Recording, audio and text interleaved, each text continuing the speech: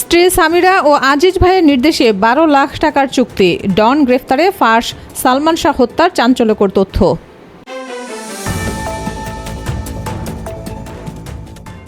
শুনছিলেন শিরোনাম, এবার বিস্তারিত।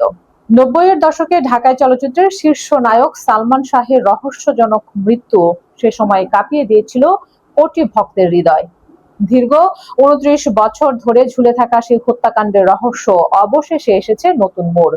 রাষ্ট্রপক্ষের আইনজীবীর দাবি, স্ত্রী সামিরা হক ও চলচ্চিত্র প্রযোজক আজিজ মোহাম্মদ ভাইয়ের নির্দেশে ১২ লাখ টাকা চুক্তিতে সালমান শাহকে হত্যা করে ফাঁসিতে ঝুলিয়ে রাখা হয়েছিল। খলনায়ক ডনের গ্রেফতারের মধ্য দিয়ে উন্মোচিত হতে চলেছে বহু বছরের সেই জমাট বাঁধা রহস্য। ১৯৯৬ সালের ৬ সেপ্টেম্বর সালমান শাহ মৃত্যুর পর থেকেই তার পরিবার দাবি করে আসছে এটি কোনো আত্মহত্যা নয়, একটি পরিকল্পিত হত্যাকাণ্ড।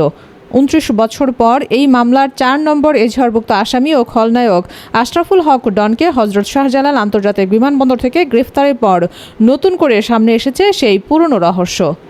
রোববার আদালতে মহানগর পাবলিক প্রসিকিউটর ওমর ফারুক ফারুকি জানান, সালমান শাহর স্ত্রী সামিরা হক এবং প্রযোজক আজিজ মোহাম্মদ ভাইয়ের নির্দেশে এই হত্যাকাণ্ড ঘটে। তাদের পরিকল্পনা অনুযায়ী ১২ লাখ টাকার চুক্তিতে সালমান শাহকে হত্যা করে ফাঁসিতে ঝুলিয়ে রাখা হয়েছিল। ডনের এই গ্রেফতারে দীর্ঘদিনের জমাট বাঁধা রহস্যের জট এখন খোলার অপেক্ষায়। শুধু তাই নয়, সালমান শাহর বাবা যে হত্যা মামলা দায়ের করেছিলেন সেই মামলা তুলে নিতে চাপ প্রয়োগের জন্য সালমানের ভাইকে অপহরণের পরিকল্পনা করারও গুরুতর অভিযোগ রয়েছে। খলনায়ক ডন, ডেভিড ও রিজভির বিরুদ্ধেই এই অপহরণের পরিকল্পনা বাস্তবায়নের অভিযোগ আনা হয়েছিল। ১৯৯৭ সালে সেই পরিকল্পনা বাস্তবায়নের সময়ই গ্রেফতার হয়েছিল রিজভি আহমেদ। পরে আদালতে ১৬৪ ধারায় স্বীকারোক্তিমূলক জবানবন্দি দেয় সে। সালমান শাহ পরিবার শুরু থেকেই দাবি করে আসছেন এটি একটি পরিকল্পিত হত্যাকাণ্ড।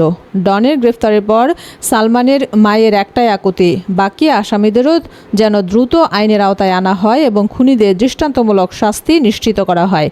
দীর্ঘ ২৯ বছর পর এই মামলার বিচারিক প্রক্রিয়ায় এখন কোন নতুন মোড় আসে সেটাই দেখার বিষয়।